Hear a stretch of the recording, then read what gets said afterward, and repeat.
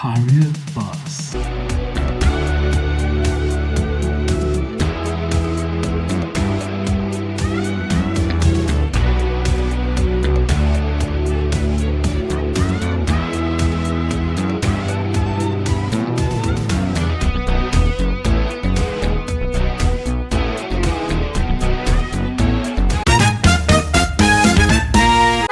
Welcome to Career Boss Podcast. Here we'll talk about career, technology, education, and a whole lot of things that has to do with our day-to-day activity and life in general. How we get advice on how to get one or two things done.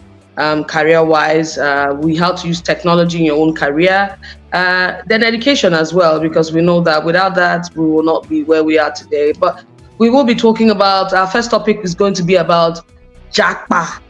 We're going to know what the meaning is, if it's different from migration. Some people say it's not different, some people say it's different. But whatever it is, why do people want to Japa? Why do people want to leave? What's the reason? Is there a breakthrough when you go? Are there benefits? Are there things that you get to gain when you travel or not? So I have Casey here with me and Regina. We'll be talking about it extensively. Then we'll talk about the benefits, how it benefits some people and how it's going to work out for another set of people. But I'll start with Casey.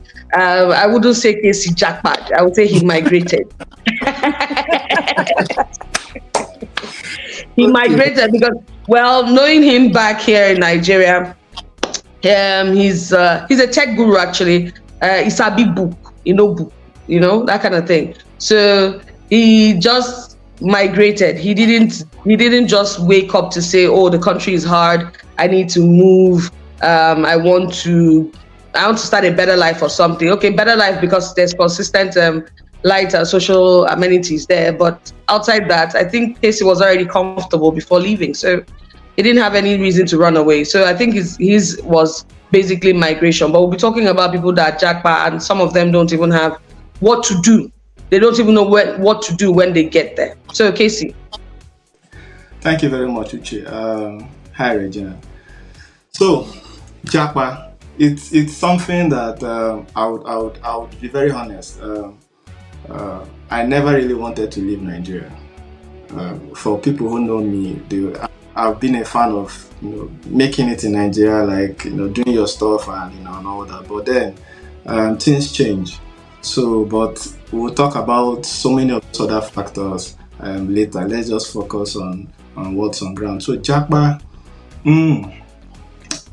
is for me right now the way things are. So let's even start by saying what the Japa is. Japa is a Nigerian slogan, a slang for people who are leaving the country, either they're living through legal means or the other means. They are Japan at the end of the day. That's what. So we bracket everybody, whether those that live on purpose and those that live, off purpose. We'll put them into the bracket. Okay, so yes, for me right now, Japan is a plus. There are a lot of things we people need to understand about living for better opportunities, but then they all have constraints and like the pros and cons. So, but first, let's establish there are three ways to even jump out of this country, out of any country to another country. It will surprise people even jackpotting from UK going back to Nigeria. It's also Japan. I mean, the British, they even leave UK and go to Nigeria. But that concept happened in those days, not now. So three ways, like I said, of jackpotting. One is the other way. You understand? And when you go out through the other way, so when you say the other way, you have to tell us what the other way is now. For the purpose of media, we need to protect our brother's keeper. We need to be our brother's keeper. Okay, I get that now. Then the second way, you could live through school, and that's basically what most people try to do. They live through school. But then, that's why you see a lot of people online shouting, "Hey, don't come back, don't come to abroad, stay back in your country. It's very difficult out here. It is this, it is that." So I see a lot of videos online, and I just wonder like why people say these things. And to be fair to them, it's not like what they are saying is false, it's true. Right? But is it enough reason for you not to seek greener pastures? I do not think so. So most of those people who make those kind of complaints, actually most of them are students, and it's understandable because they're working 20 hours in a week. Within that 20 hours, you are supposed to fend for yourself, you're supposed to pay your bills, you're even supposed to complete your school fees. We know how people live, the whole proof of fund and all that. So you still need to make your money somehow and complete your. So by the time you put all these costs into consideration for an individual that just have to work 20 hours in a week, especially in the UK, it's on the high side for them. So they would always complain. So the third route is people who are coming through work.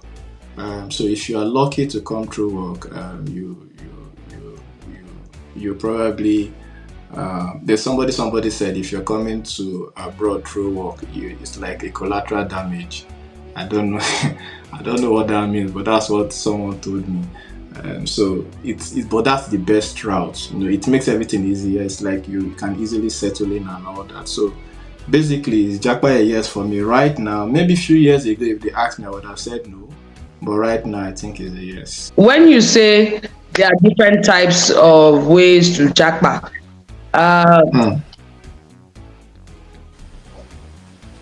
people tend to travel without having a backup plan, and if they are able to pay for the first semester school fees, it becomes very difficult for them to pay the remainder.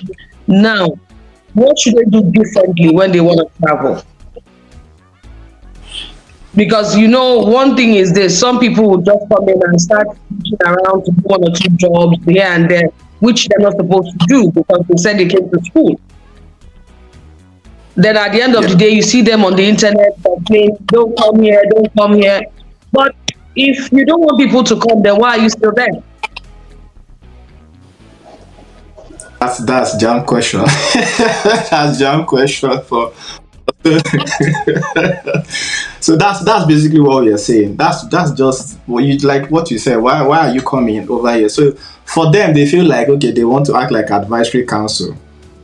Elder statement that they didn't send them on duty because you're telling people not to come, but you're here and you're not going back to Nigeria.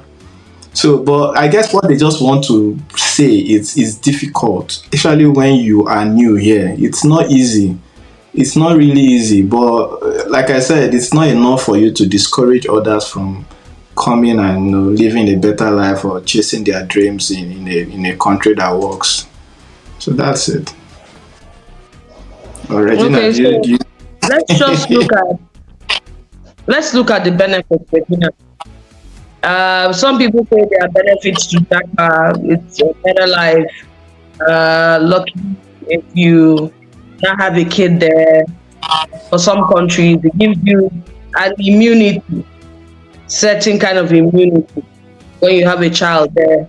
But for some people tell you, feel and they had to sell off their property to travel, and the next minute you see them hop on another flight telling you that it's difficult, they can't endure, and they're coming back. So for some people it's working, for some people they are regretting it. But are there benefits to leaving the country or that? Thank you so much. I think that you have highlighted a very good point as to the whole idea of leaving the country at the first instance or leaving your country. It's more like a test run, right? So it's like you're going somewhere, but you don't really know how everything is going to maybe play out. But to make it more easier, I would say that if you're leaving your country to another country, you need to first understand what is in it for you. Like, what do I stand to benefit if I leave from country A to country B? So, for instance, I remember when I was planning to leave the country, I know Kelechi is already tired because I think from the first time we met, I've always told him that I want to travel. Even with the job we had, it wasn't a bad job, it was a good job, but for some reason, I just feel I wanted to leave the country. Like they were chasing you. So, but I think one thing that stood out for me just talking about it is basically finding out where I want to go to and why I want to go to that country. I think this research is something that is lacking when people plan to leave the country. There's lack of research on your country of destination and why you are going there and what you stand to gain there. So for me, I traveled as a student. I came to Sweden for my master's, right? One of the things I researched was, if I'm coming to Sweden for my master's, can I work? How many hours do I need to work for? So I found out that when you're coming to Sweden, at least, you can work full-time while you are a full-time student. So there is no more like hours to how many hours I can work. Another thing was I leveraged things like, I wrote a couple of exams. I prepared before leaving Nigeria. I wrote more like about 6 Oracle certifications, because that was when Oracle certifications were quite free. It was during the COVID period. So they were doing so many things that period online. Yes. So I leveraged that period and I wrote exams. Coming here, and then before then, I also joined the tech ecosystem. I had a community of open source communities that I was part of. Idea of what is going to happen. So I think for you to harness the benefit is to do research of, if I'm going to this country, what do I need to do? What is the need for me? If this is the need for me, what do I need to do to prepare myself to be ready for where I'm going to, right? And this area is where people don't basically look at.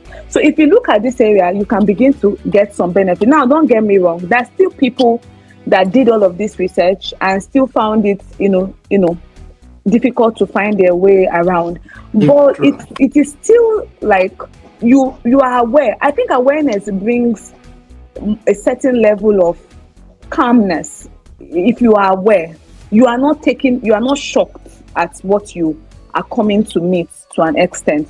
So is there benefits? Yeah, there are benefits. But it's a all total risk that you need to put at the back of your mind, that this place I'm going to, it might work, it might not work. If it doesn't work, what do I need to do differently? I don't know if you get what I'm trying to say. And that's where, you have a backward. That's where other jobs there are other jobs that people can take that they can do while they are waiting for the bigger, job to come. So these old things is what you need to prepare for. If I'm a professional person and I come to this country and I don't get the kind of job that I want, can I do other kind of jobs? Because everybody's story is not going to be the same way. But okay, for some people, some people tend to learn a craft. Nigeria will call it handwork. Like maybe you're a plumber, you're a painter, you're a carpenter, something, a hairstylist. For some people, when they get there and it's not working, they delve into using their hands to make sure that they survive, which is not a bad thing. That's why they tell people, apart from education, learn something else that can help you survive. So basically, apart from the fact that people just want to go because of education, which is really, sometimes it doesn't work out for them, there are so many countries that are beginning to stop that influx of immigrants that are running away, Japa in that sense. There are countries that are beginning to slow down on how they issue visas and the rest of them. Okay, for instance, I'm in Sweden, yeah? Can you hear me? I'm in Sweden. Yes, I can. Right? I'm not in a popular country that people would call a popular country. And I like it here. I don't know if you understand. I think that first thing is know what is available in the country you are going to. That's where research still comes in. You know, like what is available. For people like me, like now and Casey, we started our career with IT. So it's normal that if we are going anywhere, one of the first things we'll be looking at is this country, you know, going to, do they lack IT skills, IT people? You know what I mean? So if they lack IT people, I know that, you know, by God's grace, there is going to be space for me to explore. Why there are other countries where they will tell you that they lack drivers? There are other countries where they will tell you that. So if you do your research well, you will know what you need to learn before leaving, you know, the country. You understand what I mean? Another thing is that it's for us now, our handwork is still inside the IT. You know, we do trainings. I know it's still inside the IT. We have this our handwork. So for somebody like me, if I need to learn handwork, I would learn it inside what I know how to do. So I think it's still better to look at what can I do and what does this country need? What do I need to learn to be able to position myself well in this country? Okay. To also add to what we're saying, Uche, so your question also ties to two things, right? So you're asking people who are drivers, who are carpenters and all that. Yes, this country, even in the UK, they are welcome. The only problem, and that's why we're having career bus, all right? The only problem with it is some of them are lacking the information. Like, how do you expect a carpenter to know now that he's needed in the UK? Is he done, according to Don Jazzy, is he done, he don't knock pass, he don't knock with it, the knock finish for a person else to come no say, you go need to go UK. So these are the problems we are trying to solve. And secondly, it's also funding. How many carpenters have that kind of money, even if they are aware now, how many of them have that kind of money to want to leave Nigeria? So information is one, funding is two. There was a time I came here and I looked at how much they used to service cars here. Even today, like how much they service cars. And I was like, if I can bring my mechanic from Nigeria over here, right? But you know, over here, now, all their whatever is computerized. Not like the one in Nigerian mechanics that you would tell them to fix gearbox, they will go and spoil engine. So, but I know he knows the job. But I know he knows the job. But then I also need to now brushing my mechatronic skills so that I can support him in the the digital part of the mechanic, whatever job they are doing here. So he doesn't go and put everybody in trouble and they will chase all of us as both the bringer and the bringee.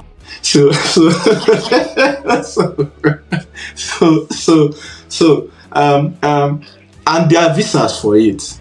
We have global talent visa and all that. It's even right. It's on right now. Somebody was even discussing it the other day. And guess what? Most of these Pakistanis, that's basically what they do. That's what they do.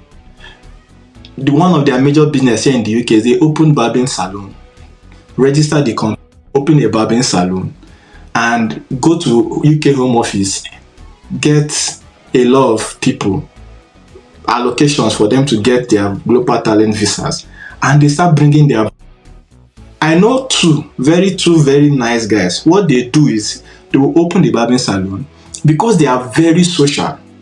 They will bring people will start flocking inside their barbering salon. When you go, you won't see it, and the place is that big. Once they've grown that branch, they will now leave, put their brothers there, relocate to another place. Man, these people's business acumen, I don't know where they got it from, but they will go to maybe somewhere in London, start again, rent a shop, use their barbering skill, and they are very good. So by the time people are coming, they've grown it, they will move again, and they keep bringing... They're the ones that put fire on people's heads and become... Yes. Please, I don't want For some reason, nobody here has gotten bored with that kind of style. If they are the ones doing it, except you want to give As a it, matter of fact, now they're even the ones except you that want to love give it to one baby, emotionally, to not try out. You know whether your hair will remain the same. Oh God. Oh God. No, It's but fine. I totally understand what you guys are trying to say. But now this is where the real deal is. Where what else can they do? How else can they get there? That's apart from the regular countries. That's what I'm asking. Do they need to write exams? Since we know that technology is everything, do they need to write exams apart from the IT exams? What other exams can they write as to get there? I guess they still need to write IELTS. They still need to write IELTS exam, but their score is not that high. So if you're like a regular graduate job, I think is minimum is 6.0, right? The higher you go, the better. But I think for them it's either 4.0 or 5.0 because Okay, so they don't have to yes, they break don't need, they don't need their to break head. their yes to but then because they speak English or wherever it is you're going, if it's an English speaking country, they also need to be sure that before you come in, you can at least communicate. There are some basic things that these people over here they take very seriously. Really understand? Basic communication is key. So bringing even most of the Pakistanis are they speak English even when it's coined, but we can understand. We'll grab your hair, my friend. Sit down. You want coffee? That at least that coffee can give you 4.0 in IELTS exam. If You for Kukuma say you don't go there work for their hand. I see, you know me now, Uche. By default, I just they use eye they look where no be IT. Like what Regina said. Even right in Nigeria, we because technology is vast. So your main hustle is tech. Your side hustle is tech. Even the training I have in Nigeria is also tech. Is either you are selling licenses or you are servicing people's computers is also tech, or you're a consultant for some organization is also tech based, or you are doing tech trainings. So in Nigeria, I didn't really have to do too much, except yes, I branched into real estate at some point because it was like a family business. But that was it. That as an Igbo man. But aside that if even if people just want to leverage on technology, but then technology is not for everybody, right? And the career boss is not really about tech alone. So we are trying to see how we can fit everybody into the system, make everybody aware, let everybody understand that there are opportunities for everybody outside. But is it going to be challenging initially? Yes. Was it challenging for me? Yes. Was it challenging for Regina? Yes. Regardless of the country you go to, if you like go to, I don't know if there's any other country better than US or UK. You will still cry. Your early days will still be filled with tears. yes, yes, But yes. At least you're not at the crying end, blood in Nigeria, like you're in Nigeria, so you're still see, crying there was somebody. water. Guess At what, least you Uche? There was somebody that was telling me that she did her research in Nigeria and she chose US over UK. And I told her, see, it's choice. It's choice. Some people are concerned about security. UK on average, the UK is more secure than the US. Do you know what she told me? She said, in as much as that my point is valid, but as a Nigerian, security should be the least of my problems if I'm going to the US. And she's right. She's right. From where we are coming from, according to her, we've seen was No, but if you look at it from that angle, I don't have to go to a shopping mall and be afraid that I'll get shot at. That's one of the reasons why I see friends coming, family bringing back their kids. They tell you, your child goes to school every day. You're always on a panic mode because you don't know the next thing that will happen. You don't know where they are because the gun control is not there. So you don't know the next thing they're going to tell you that maybe someone came into your child's school to shoot up the whole room. So when we talk about security, apart from the fact that police can shoot you at any time, or maybe when you're in the northern part of Nigeria that is ravaged by insurgents, is there any other security check that we go through? No one can enter the school and start shooting or go into a shopping mall. I see kids in Nigeria standing outside in the shopping mall, this thing laughing, playing. But in the US, it's not like that because 1 minute you're already carrying your bags like you want to leave the shopping mall. So if the person is saying that the least of the problem is supposed to be insecurity, hey God. I think US is like Nigeria Pro Max, but the difference is in Nigeria everybody does not have a license to a gun. Like you shouldn't just be holding guns. But but but but, but the threat in Nigeria too, if you look at it, is much. Like like even down to petty thief, down to everything, down to ole bole, as in every in Nigeria, if you are not smart, like you can't be too careful in Nigeria. If you are sure that you want to go to the US or you want to go to the UK or you want to go to you want to come to a Scandinavian country, I think that if you would weigh your priorities, and priority for Mr. A will be different from Mr. B, priority for Mr. B will be different from Mr. C. So it's not like a parallel decision where everybody we have to make, the same decision. Like it's not straightforward.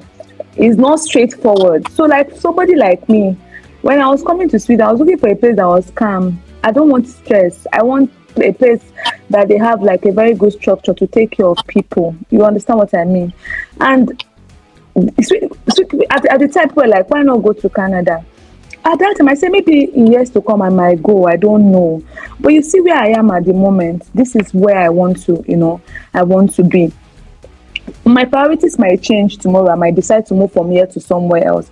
But I think that wherever you decide to go to, understand why you are going there. I think it brings down the tension and the old, things we have online, saying don't come here and all of those things like that. It will lower those stress Expectations. Yes, those expectations, because if for instance that you are coming to a UK where you have to work for 20 hours and where you have to do, so you will begin to think of what are the other things I can do, how do I navigate myself to basically get out of this, so the reality is the thing, and that's what people don't want to see. They don't want to know that there are realities to these things that you have to face and be sure that you know why you are doing this thing. And if anything happens, you take on the responsibility to why it failed, and still be good, at the end of the day. And to even add to what Regina is saying, right? I was also trying to explain the concept of having a good economy back in Nigeria. As at when Nigeria had a very strong economy, what was the exchange rate? Let's assume the exchange rate then in the early 2000s was like 100 naira, 120 to $1. Right? So let's now just assume, because here right now in the UK, the average earning right now is around 1.5 to 2.5. Right? So I want to even assume earlier on it was around 1,000 to 1.5.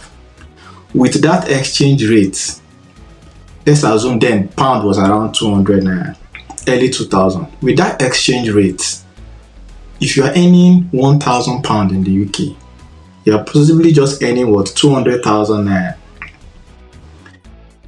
And you have greater bills because your rent here, your electricity bill, all those bills will take off that money. At the end of the day, there's nothing to send back home.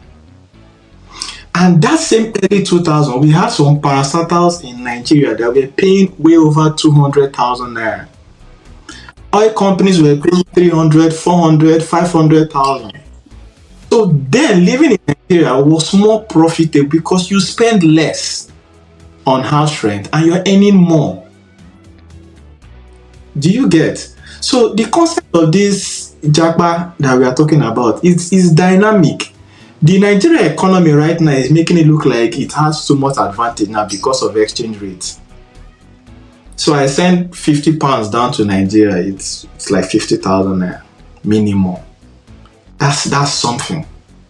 Do you get? So yes, there are advantages of the Japa, there are disadvantages of the Japa. Another advantage of now, because like I said, everything is tied to the exchange rate. Now you have more room to solve more problems for people in Nigeria. if you have like dependency, you see a lot of buildings in Nigeria go, you think economy is good. It's not economy. So many people are outside sending money back home. If you probably do a statistic, you'll see that most people in tertiary institutions in Nigeria, probably over 5 or 10% of them are being sponsored by their siblings abroad. So that Nigeria is moving now is because of the foreign influx of cash. It's not because the economy itself is booming per se. So yes, if you Japa, you settle, you can solve more problems, you can do more things for people. And of course, the cost of living in Nigeria, it's something that you also want to take into recognition before you leave. If you have a very good job, yeah, very, very good job, like a very good job. But remember, like I said, Uche, because the way things are in Nigeria right now, money is no longer the reason people want to live. I know a lot of millionaires that want to live. So it's like everybody in Nigeria is being choked right now. You can't breathe, you can't talk, you can't do even common election, you can't vote in peace. So it's like the country right now is in a Ziriga movement. So everybody's just tired and they want to leave. But then before they leave, like we'll say, there are a lot of disadvantages too over here. Let's not make this thing look like it's all rosy down here. Right from the language, the culture shock, a lot of each I will tell you, one of my greatest challenges down here was language. And guess what? Yeah, in the UK where English is being spoken now. I'm even wondering how Regina is even surviving. Because Regina, you want to pick that point from my mouth? Should I let you talk? Because I was telling a colleague here that when everybody speaks one, because even them within themselves, they mock each other, like they joke about it. Like, no, this is your Scottish accent. Hey, this is your Liverpool accent. They know areas that have funny accents. Until you hear a Welsh talk, yeah, you know that the British person doesn't have to speak English. You get, so they know themselves. So, and when they mock themselves, I now ask them, why you guys? I even thought you people just spoke just normal English. And you know what he asked me? He said, even in Nigeria, does everybody sound alike? I said there's a defense for Nigeria's situation because we have other indigenous languages. So I don't expect an Igbo man to sound like an Hausa man. Nigeria is too diverse. But here in the UK, everybody speaks. So I'm still wondering why but then I'm listening to one of my colleagues. I need to position my ear in a certain way to listen to him. If another one talks, I need to reposition to listen. And it's English, oh. You need to understand. Yes, is that your ear is so big, you can actually grab everything. You understand? I remember. You're not serious. But thank God, all those challenges, it happened earlier when I first came. So I've overcome all those things right now, but these things are there. Especially when you're working in a corporate space where I'm very good in writing. It is better for me to just reply you. I know that there's no intonation in writing. No matter how you write the email, there's no Welsh or Scottish or Nigerian accent. But when you are working in a very like a corporate space, like maybe the tech office, and everybody's talking to you, you're talking to this, you're talking to this. So it's different from maybe when you are just staying in your house and see for a month, I've probably not even seen my neighbors. So you will not have those challenges in your home, but when you go out to the office, that's where you have those kind of challenges. So Regina, I know this your Sweden. Like I'm eager to listen. I'm eager to listen. I think honestly, to be honest, when I came to Sweden, I didn't really think about the language that is going to be a problem. So when I came here, you have to learn, because in Sweden when you come in, they give you free. They pay the government to pay for you to learn the language and some things to get you settled. So I was supposed to go for the first class to learn the language. I was there for about 3 classes. I started asking myself, how did I get here? Like, what am I doing here? Thank you.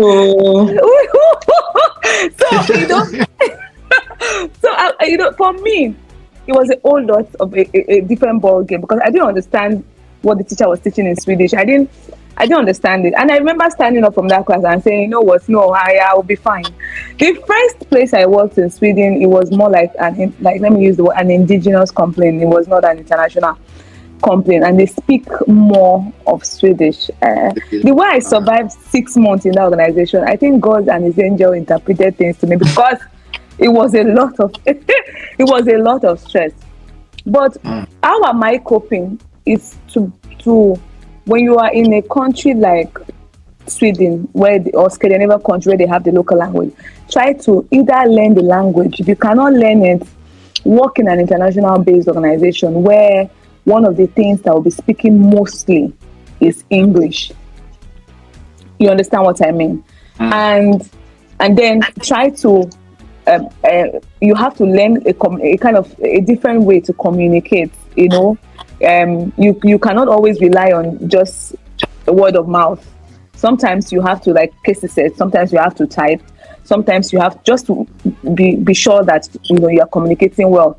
So for me, it wasn't a walk in the park at the beginning when I came in, but now I've adjusted to it, and it's not a problem. I don't still speak Swedish yet, but it's not a problem up till now. So there's always a way around this. You get settled. If you are smart, you get around it. You get around it. Okay, so basically, we've gotten how it's not easy to travel, but you can actually learn.